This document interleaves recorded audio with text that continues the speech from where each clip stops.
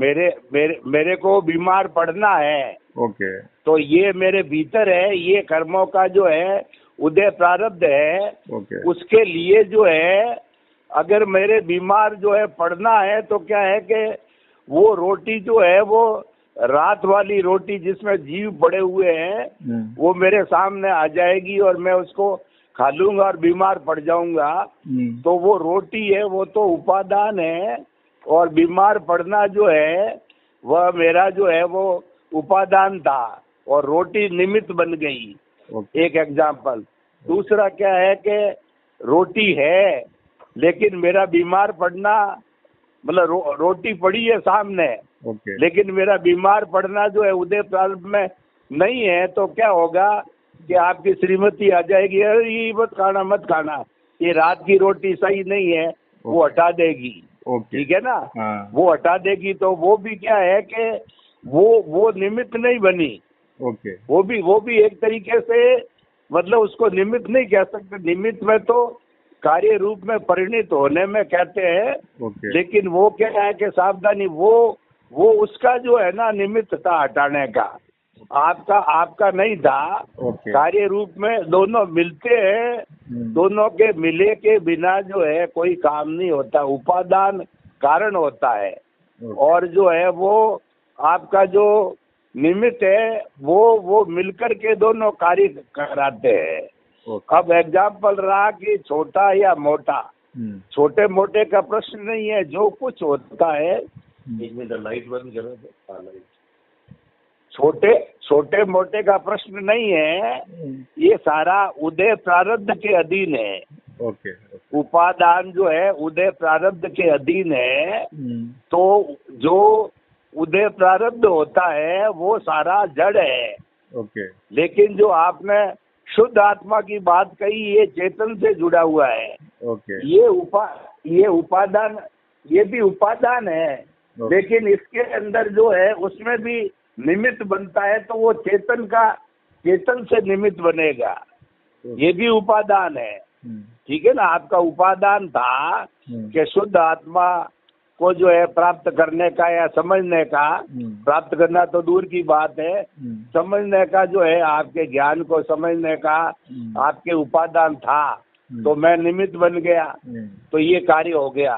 तो इसके अंदर मतलब उपादान और निमित्त जो है दोनों चलते रहते, लेकिन ये उदय प्रारब्ध से जुड़े हुए होते हैं। बिना उदय प्रारब्ध के जो है ये निमित्त उपादान काम नहीं करते हैं। उदय प्रारब्ध का राजा कौन है अभी इसका कारण? उदय प्रारब्ध को है वो कर्म, उसके राजा कर्म है। दुनिया में जो कुछ जीवित प्राणी पे जो घटित होता है वो कर्मों के कारण होता है। जड़ का कोई कर्म नहीं होता। जड़ तो निमित्त बनते हैं, सहायक बनते हैं, उनके कर्म नहीं होते हैं जड़ के।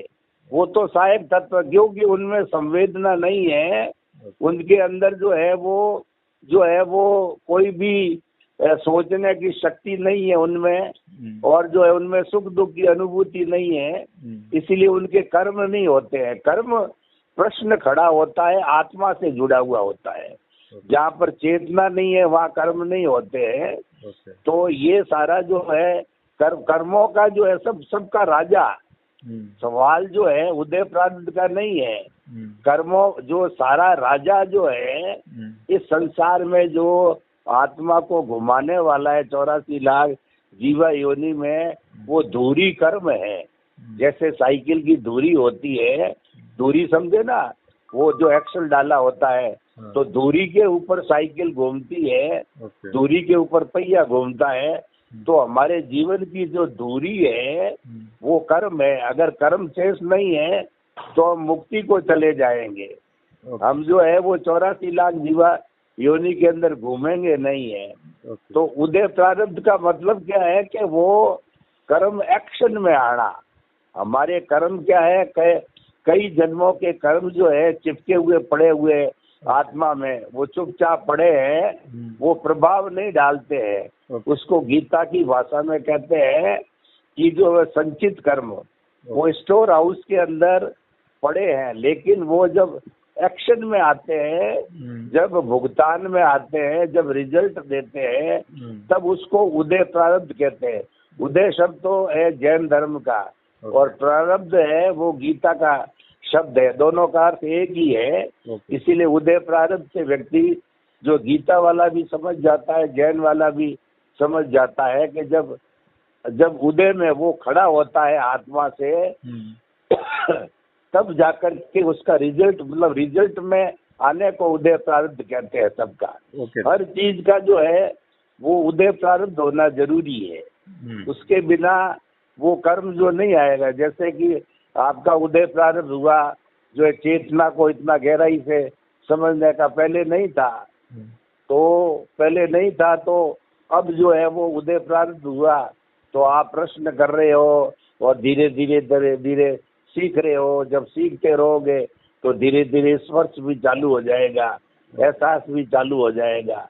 तो इस तरीके से ये क्रम चलता रहता है। तो उपादान मूल होता है, भीतर रहता है। क्वालिटी को उपादान कहते हैं और सहयोगी को निमित्त कहते हैं। निमित्त के जैसे कि बच्चा है, उसके पढ़ाई लिखी हुई है, तो पढ़ाई तो उसका उपादान है और गुरु है उसका निमित्त है। मेरे जो है वो मान लीजिए कि जो है बीमारी आनी है, तो वो बीमारी तो मेरा उपादान है, और निमित्त जो है कोई भी, जैसे कि कपड़े नहीं पहने हुए, सर्दी लग गई, और जो है वो मैंने जो है वो गंदगी के अंदर जाके बैठ गया, गंदगी पकड़ में आ गई, तो ये उदय प्रारब्ध होते हैं। वो जो है वो उसके अंदर निमित्त और जो है वो उपादान दोनों का होना बहुत, ये दोनों कारण है, निमित्त और उपादान। इन कारणों से ही कार्य होता है, और वो कार्य है हमारा उदय प्रारब्ध है। उदय प्रारब्ध होता है जब ये एक्शन में आते हैं, और जब ये हम बीमार पड़ते हैं, कर्मों का भुगतान होता है। जब ये भुगतान होते होते होते होते नए नहीं जुड़ेंगे और पुराने कटते जाएंगे, तो फिर क्या एक दिन हम पूरे साफ हो जाएंगे और मुक्ति को चले जाएंगे। जैसे कि अभी उपादान के अंदर हम अगर वीतराग जोड़ देंगे, वीतराग का भावना जोड़ेंगे, उपादान तो जो है, जो नेचुरल जो होना है वही होगा, हम कुछ आगे पीछे नहीं कर सकते हैं। लेकिन जब उपादान का वो एक्शन होगा, कुछ भी हम जो निमित्त है, हम वीतराग के निमित्त से हम उपादान को कंट्रोल, वो देख सकते हैं, क्या पूछ रहा हूँ, उसको संभाल सकते हैं। ऐसा है, मैं शुद्ध आत्मा हूँ ना, तो वीतराग कहने की जरूरत नहीं होती है। मैं शुद्ध आत्मा का मतलब मैं ईश्वर हूँ, मैं केवली हूँ। हम बोलते हैं नहीं कि मैं शुद्ध आत्मा हूँ, इसका मतलब मैं केवली हूँ। मैं केवली हूँ, मैं भगवान हूँ, मैं मोक्ष में जाने वाला जीव हूँ। लेकिन इसका अर्थ ये नहीं है कि आप मोक्ष चले गए, ये आपका लक्ष्य है। हम बार बार बोलते हैं, लक्ष्य को याद करते हैं, अपने अस्तित्व को याद करते हैं, अपने स्वभाव को याद करते हैं। आप जो इसीलिए बार बार बोलाया जाता है। आप बार बार बोल रहे हैं, हम भी बोल रहे हैं गुरु, लेकिन प्रैक्टिकल में अभी हम एक केला ले रहे हैं, एक केला में एक साइड छिलका छील देते हैं, फिर बाकी का छीला नहीं, तो हम बोलेंगे हम तो केला छीला हुआ है, एक पन्ना आपने छीला हुआ है, बाकी का छीलने का बाकी है, तो कैसे होगा? बराबर है, तो कैसे वो प्रोसेस है। ऐसा है, केला जो है ना, छिलके चारों तरफ के 4 छिलके हैं, सिर्फ एक, तो एक उतारा तो वो फिर 25% काम हुआ। फिर दूसरा उतारोगे तो वो तो एक साथ थोड़ा ही उतरता है, वो तो धीरे धीरे उतरता है ना। प्रैक्टिस कहिए, काम कहिए, ऐसा अभ्यास कहिए, ये करते करते होता है ना, एक साथ तो होता नहीं है ना, तो धीरे धीरे होगा। भोग लग जाएगा दादा, फिर एक छिलका एक साइड छिलने में कितने भोग लग जाए, 4 इस साइड छिलने में कितने भोग लग जाएगा। वो पता नहीं कितने है, क्या है, कुछ मालूम नहीं, अपन को असेसमेंट है, असेसमेंट मालूम नहीं, और असेसमेंट के अंदर टाइम खराब नहीं करना है। असेसमेंट में कोई कैलकुलेशन में समय खराब नहीं करना है। समय जो लगाना, जो कैलकुलेशन या कोई चीजें हम बनाते हैं कि ये छोटी है, ये बड़ी है, इसको इससे गुणा करो, इसको इससे जोड़ो, इसका इसमें से घटाओ, वो कोई मायना नहीं रखता है। आत्मा के अंदर तो एक ही चीज है कि आत्मा का एहसास होना चाहिए धीरे धीरे धीरे धीरे कि मैं आत्मा हूँ, मैं शुद्ध आत्मा हूँ, मैं शुद्ध आत्मा हूँ, ये एहसास होना चाहिए। एक साथ जैसे छिलका आपने एक तरफ उतारा तो ये थोड़ा थोड़ा एहसास हुआ, उसको कहते हैं ज्ञान दर्शन का डेवलपमेंट कहते हैं। सम्यक ज्ञान दर्शन पहले आपने 1% किया, 2 किया, 3 किया, 4 किया, जब 100% होता है तो वो केवल दर्शन कहलाता है। नेक्स्ट वर्ष के अंदर वो केवल ज्ञान होके केवल दर्शन हो गया तो निश्चित वो मोक्ष जाएगा। वो 100% होता है। 100% का मतलब ये हुआ कि आत्म तत्व के ऊपर 48 मिनट तक ध्यान कहीं इधर उधर नहीं जाता, उसको केवल दर्शन कहते हैं। तो ये डेवलपमेंट क्या है कि हमारे साथ जाता है, जो आत्मा जाती है ना, तो आत्मा के साथ में एक तो अज्ञान जाता है। जो हम जो इकट्ठा करते हैं जन्म भर, वो अज्ञान है। और एक आत्मा का जो है उपादान होता है, आत्मा की क्वालिटी होती है, वो सम्यक ज्ञान सम्यक दर्शन है। वो आपने वो परसेंटेज वाइज होता है, 1%, 2%, 100%। वो आपने कितना इस जन्म में इकट्ठा किया, वो कैरी फॉरवर्ड होता है। और वो ये वापस खुलेगा कब? मनुष्य जीवन में ही। दूसरा कोई भी योनि के अंदर वो पड़ा रहेगा। आप देव योनि में गए तो वो सुप्त पड़ा रहेगा, और मनुष्य योनि में आए जब वो अकाउंट खोलेगा 2% का 3% होगा। ये घटता नहीं है, बढ़ता जाएगा। तो इसीलिए भाव मान लो जो है 10 भाव किए तो हर भाव किसी में 10% बढ़ाया, किसी में 1% बढ़ाया, किसी में 5% बढ़ाया, तो वो 10 भाव में 100% हो गया। उसको केवल दर्शन कहते हैं। अभी तो इसको ये मेन चीज है। नौकार मंत्र कल मैंने गिना था, तो नौकार गिनते गिनते पहले तो पुराना कर्म को क्षय करने में टाइम लग जाता था, लेकिन कल ऐसे भाव आए कि अभी फॉरवर्ड वर्धमान के 100 भाव में मैं नौकार मंत्र बोलूंगा, मेरे पास रहेगा करके भाव आया था। अच्छी बात है। क्यों तो पिछले नौकार मंत्र का जो बोलने का भाव आता है नहीं, तो नौकार मंत्र बोलने का अर्थ क्या है? इसमें पुण्य संचय होता है। ये पुण्य जो है ये सदगति देता है। नवकार मंत्र जपना अच्छी बात है, जपना चाहिए, पर ये सदगति देता है। लेकिन अपने स्वरूप को याद करने में क्या है, इसके अंदर पुण्य पाप का निकाल है। ये मैंने क्या बताया, आप ज्वेलरी वाले हो, ये लंगड़ी है, 24 कैरेट का सोना है, इसके अंदर कोई अशुद्धि नहीं है। इसके अंदर ये पुण्य पाप है। पाप तो खैर बोलते हैं, लेकिन पाप तो करना ही नहीं है। पाप करेंगे तो हम जो है नरक और तिर्यंत के अंदर चले जाएंगे। इसलिए पाप शब्द को अपन छोड़ते जा रहे हैं।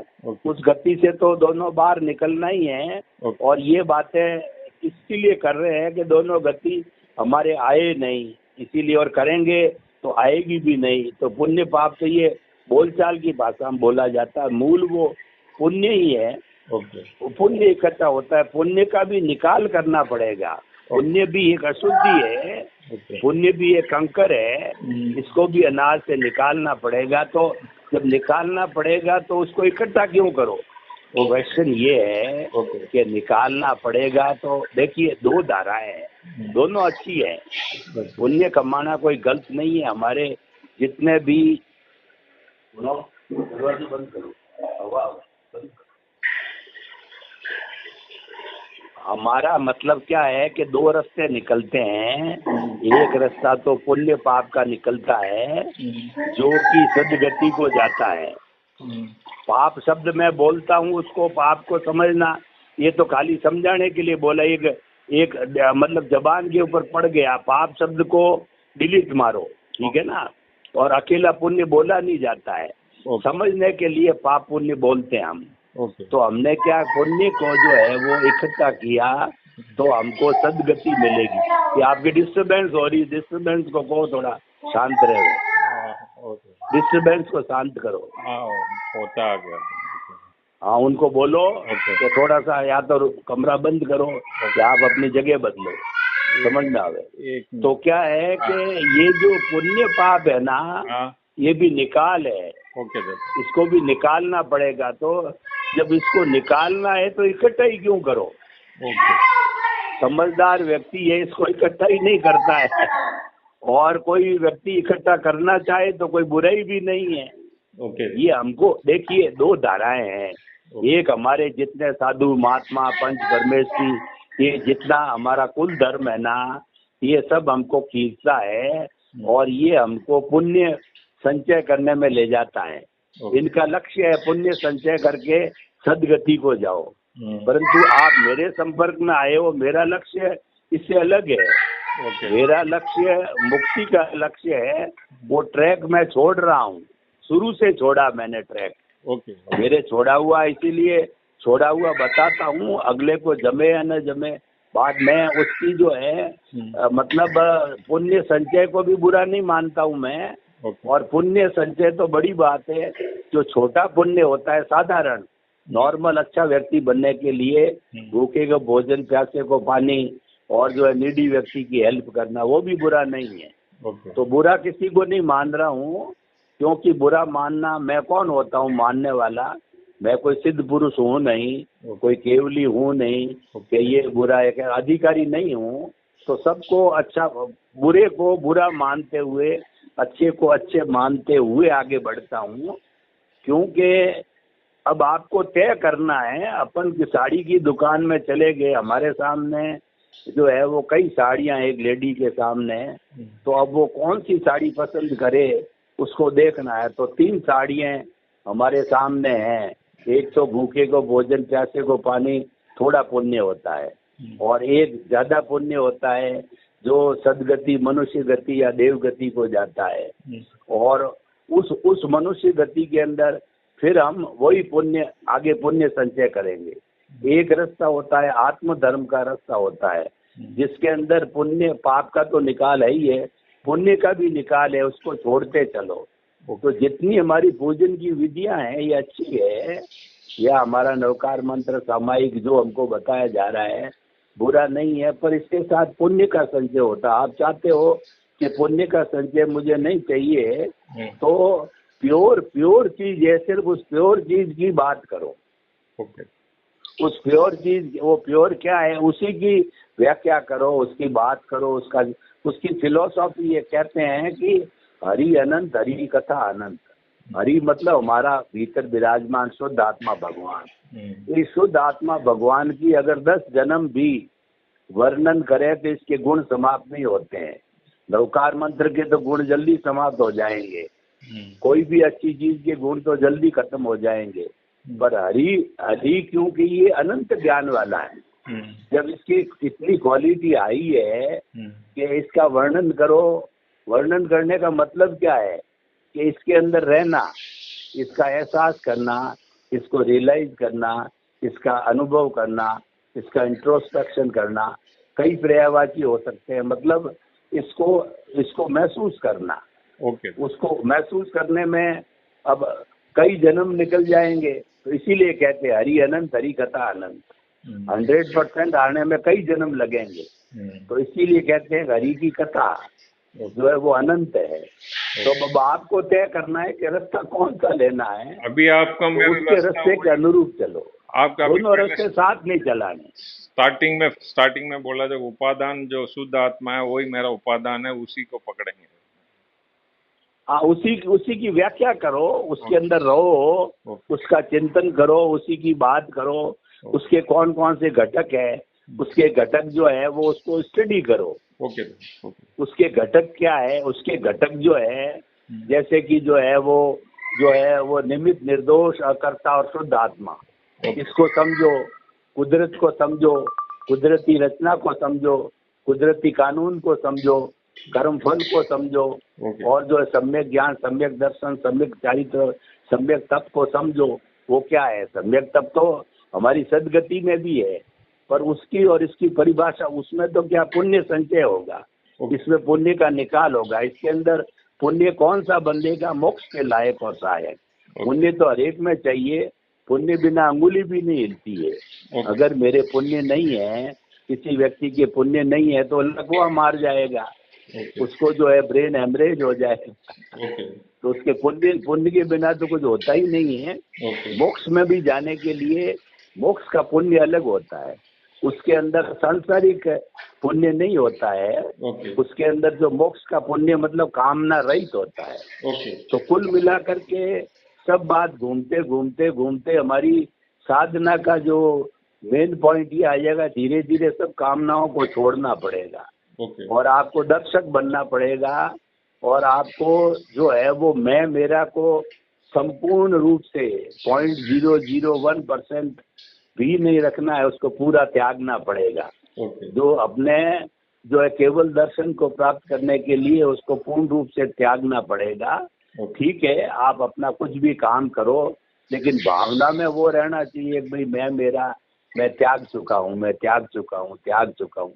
आएगा वो आगे आएगा, तो उसके दर्शक बनो कि सुशील अलग है, मैं अलग हूँ, ये विषय मेरा नहीं है। तो वो आएगा, बीच में आने दो, कोई बात नहीं है। कर्तव्य और गलती हो जावे तो कुदरत माँ से कहो कि जो है मिच्छामी दुक्कड़म, गलती हो गई, या आपने मेरे साथ बुरा व्यवहार किया, तो किसी के साथ करो तो वो इस जन्म में तो डिलीट हो जाता है, अगले जन्म में नहीं होगा। क्यों? अगले जन्म में तो सुशील 100 वर्ष हो गए यहीं जला दिया जाएगा, सुशील खत्म हो गया। तो करने वाला चला गया, गलती दूसरा के साथ मेरे बच्चे, मेरे लड़के ने जो है गलती करी, मुझे क्षमा करो, क्षमा करो। ये तो फॉर्मेलिटी है। क्षमा किसको किया जाएगा? गलती करने वाले को, उसके पिता को। क्या गुरु? हेलो, हाँ, क्षमा किसको किया जाएगा? कोई लड़का ने गलती करी तो क्षमा प्रार्थी लड़का है, उसका पिता है, तो पिता है, उसका लड़का है। पिता तो एक फॉर्मेलिटी है, क्योंकि लड़का कर नहीं रहा है जो पिता कहता है। वास्तव में क्षमा प्रार्थी कौन है? क्षमा किसको लेनी चाहिए? गलती लड़के ने की तो लड़के को गलती लेनी चाहिए, बाप को? नहीं, गलती लड़के ने की तो उसको लड़के ने क्षमा करना चाहिए। लड़के को क्षमा मांगनी चाहिए, और बाप क्षमा करना चाहिए।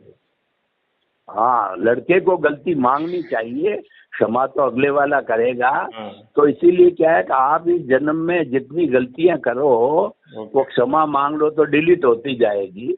अगले जन्म में वो डिलीट नहीं होगी, जो अगले जन्म में अब जैसे पिछले जन्म में मोहन था, मोहन ने जो गलतियां करी उसको आपको क्षमा मांगने की जरूरत नहीं है। मतलब इसमें अध्यात्म विज्ञान में क्या है कि जो पिछले जन्म का जितना भी कर्म फल आ रहा है वो कर्म फल करने वाला मोहन था, भुगतने वाले आप हो।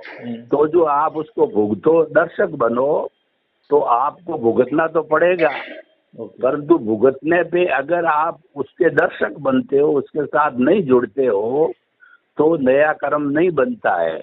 और उसके साथ जुड़ गए तो फिर नया कर्म, नया कॉज बढ़ेगा, नया कर्म बंधेगा। बिल्कुल इसकी थ्योरी यही है। उसको देखने वाले बनो, मतलब सुशील को के देखने वाले बनो। सुशील कौन खा रहा है? सुशील खा रहा है। कौन पहन रहा है? सुशील पहन रहा है। मैं सुशील नहीं हूँ, मैं तो शुद्ध आत्मा हूँ। और धंधा कौन कर रहा है? सुशील कर रहा है। मतलब देखिए, ऐसा है कि अध्यात्म विज्ञान के अंदर बहुत छोटी छोटी परिभाषा है। सम्यक ज्ञान क्या है? मैं शुद्ध आत्मा हूँ, ये सम्यक ज्ञान है। और सम्यक दर्शन क्या है कि मन वचन काया जो ये कर्म फल है उससे मुक्त मैं शुद्ध आत्मा हूँ, उसको देखने वाला हूँ, ये सम्यक दर्शन है। और तीसरा जो है मन वचन क्या है? कुदरती रचना है, ये देखने वाला सम्यक तप है। ये गहराई से तपस्या करनी हो, संन्यास लेना हो, साधु बनना हो, तो आप जो है वो सुशील को कुदरती रचना मानो। कौन खा रहा है? सुशील खा रहा है। कौन पी रहा है?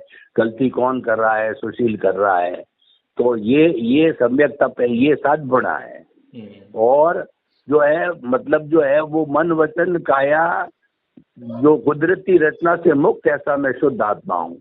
ये सम्यक चारित्र है। मतलब इसको हम बार बार जीवन में डालेंगे तो ये हमारा सम्यक चारित्र बन जाता है। इसमें परिभाषा अलग है, और जो परिभाषा हमारे साधु संत हमको बताते हैं वो परिभाषा ये है कि सम्यक ज्ञान क्या है कि जो है हम जो है वो इस मन वचन काया को नियंत्रण करें, हम साधु बने, सम्यक ज्ञान हो गया। और सम्यक दर्शन ये हो गया कि जो है हम ये वो शुद्ध रहे, मतलब मन वचन काया को शुद्ध करते हैं। बेसिक फंडामेंटल दोनों में डिफरेंस क्या है कि जो हमारा जो जीवन हमको जो पुण्य का जीवन है उसमें मन वचन काया को शुद्ध करना है, और अध्यात्म विज्ञान में आत्मा को शुद्ध करना है। दोनों में ये फंडामेंटल डिफरेंस ये है, क्योंकि इसके अंदर पुण्य का निकाल है, उसके अंदर पुण्य का बंध है। ये मतलब मन वचन काया को पुरुषार्थ माना है, और अध्यात्म विज्ञान में मन वचन काया को रिजल्ट माना है। ये फंडामेंटल डिफरेंस है। वो अपना डिफरेंस है जो है हमारा शुरू से चला आ रहा है, क्योंकि हमारे तीर्थंकरों ने देखा कि व्यक्ति इससे ज्यादा कर नहीं सकता, तो उन्होंने सदगति का रास्ता बताया।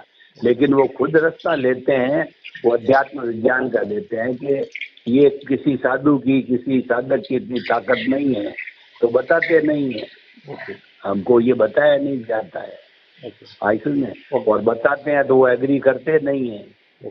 वो कह रहे हैं कि ये तो पुरुषार्थ है। मतलब देखिए फंडामेंटल डिफरेंस क्या है कि साधु बना तो ये उदय प्रारब्ध मानता है अध्यात्म विज्ञान।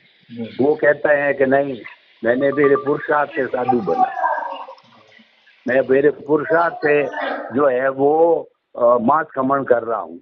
अध्यात्म विज्ञान कह रहा है कि मांस खमन आप कर रहे हो, ये आपका उदय प्रारब्ध है। और अध्यात्म विज्ञान कहता है कि मन वचन काया की कोई भी बात आत्मा तक नहीं पहुंचती है, वो तो कर्म फल है, यही समाप्त होता है। इतना बेसिक डिफरेंस है। मन वचन काया की कोई भी बात आत्मा तक नहीं पहुंचती, आत्मा तक आत्मा का चिंतन ही पहुंचता है। मेरे द्वारा मेरे से बात करना, वही सिद्धांत है। ऐसा में ये तीर्थंकरों का रास्ता है, ये सामान्य व्यक्ति नहीं कर सकता। बहुत हैवी जो है वो जिसके अच्छा जो है वो मोक्ष के लायक और सहायक पुण्य जिसके हो वो इस रास्ते को ले सकता है। वरना वो कहेगा क्या क्या ऐसे होता है क्या, हमारे वो धीरे करेगा। लो आपकी आवाज धीरे आ रही है। हाँ, वॉल्यूम कम कर रखा है क्या? नहीं होता आ रहा जा रहा है, इसमें देखता हूँ।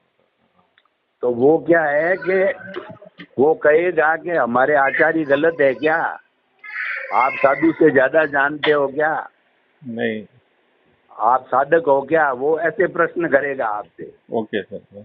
ये चीजें जब आप लोगों को समझाने लगोगे तो ऐसे प्रश्न बहुत आएंगे, आप ज्यादा जानते हो क्या साधुओं से। नहीं। तब वो कहना भाई आपकी इच्छा वो करो, हमको हमारे जो है पुण्य से ये चीज मिली है, हम बता रहे हैं, आपकी मर्जी हो तो आप अपना कर रहे हो, करते रहो, हम क्या मना करते हैं। हमको तो उससे एक ऊपर की चीज मिली है। आपको अच्छा लगे तो लो, जैसे अब आपको अच्छा लग रहा है तो बार बार प्रश्न कर रहे हो, और हम भी बता रहे हैं। तो हमारे पास में प्रश्नोत्तरी उन लोगों की आती है कि जो इसमें इंटरेस्ट रखते हैं। जो इंटरेस्ट नहीं रखते हैं उनकी नहीं आती है। वो तो कह रहे हैं हम तो समाई करते हैं, वही अच्छी चीज होती है। तो समाई क्या, वो मन वचन काया से जुड़ी हुई है। मन वचन काया की कोई बात आत्मा तक नहीं पहुंचती है। बोलो क्या करना रहा, इतना डिफरेंस है। वो पुण्य होता है, ये निकालना पड़ेगा। जो आप इकट्ठा कर रहे हो इसको भी निकालना पड़ेगा। तो इकट्ठा क्यों कर रहे हो? मोक्ष की दृष्टि से हो। कोई कहे नहीं मेरे तो सदगति अच्छी मिल रही है, देवगति मनुष्य गति दोनों में। इसमें सिर्फ मनुष्य गति है। इसमें अगर अच्छी तरह से करे, आत्मा का रियलाइजेशन करे तो मनुष्य गति है। धीरे धीरे धीरे धीरे धीरे धीरे आगे बढ़ता रहता है। और अंदर कॉज भी डालना कि मुझे सिर्फ मनुष्य जन्म मिले, क्योंकि मुझे ज्ञान दर्शन का डेवलपमेंट करना है, मुझे मोक्ष को जाना है, भीतर विराजमान शुद्ध आत्मा भगवान मुझे मनुष्य की गति देना, मुझे देव गति नहीं चाहिए। ऐसे भाव भी डालने होते हैं। बार बार रोज भाव डालेंगे तो वो भाव जो है वो आगे जाके परिणित हो जाएंगे। हर बार मनुष्य जन्म मिलेगा और हम सामायिक संवर त्याग भजकान और करेंगे। जो कई लोग होते हैं ना कि ये धार्मिक है, तो वो जितना ज्यादा धार्मिक होगा उतना वो देवगति के नजदीक जाएगा। साधु श्रावक ये सब जो है देवगति में जाते हैं। और कोई छोटा मोटा तो तपस्या करता है वो मनुष्य भी बन जाता है, लेकिन वो भी पुण्य निकाल के जैसा होता है। इसमें दो गति रहती है, मनुष्य और देव, और इसमें सिर्फ एक मनुष्य गति रहती है। वो निर्णय अपना अपना होता है, लेकिन इसको प्राप्त करना कोई साधारण काम नहीं है, केवलियों का रास्ता है। तो ये हरेक के बस की बात नहीं है जी। बात ये है इतना इतना तेज वो झेल नहीं सकता, इसका तेज इतना भारी होता है वो पकड़ नहीं सकता है, मतलब पागल हो जाता है। नॉर्मल व्यक्ति इस बात को समझ में नहीं आएगी उसकी क्या कह रहे हैं। वो कह रहे क्या क्या बोल रहा है, मैं शुद्ध आत्मा हूं, मैं घमंड कर रहा है। अपने आप भगवान बन गया, अपने आप केवली बन गया, वो समझता नहीं इसके तर्क को समझता नहीं, वो कहेगा वो घमंड करता है। आप कहोगे ना कि मैं स्वयं ईश्वर हूँ, नहीं समझेगा, उसको कहना नहीं है। वो तो जिसको क्या है कि मैं शुद्ध आत्मा ही बोलना ऐसा नहीं, और समझता है उसको मैं ईश्वर हूँ, तो वो अच्छा समझेगा कि ये सही कह रहे हैं, यानी मैं मोक्षगामी हूँ। तो ये बातें हैं, मतलब किसको क्या जमता है उस पर है। हमको हमारे पुण्य से ये मिला, हम इसकी करते हैं, क्योंकि वो भी निकालना है, तो उसको इकट्ठा ही क्यों करें। बुरा नहीं मानते हैं, इकट्ठा ही क्यों करें बात। ओके सर, ठीक है, ओके सर, धन्यवाद। ओके।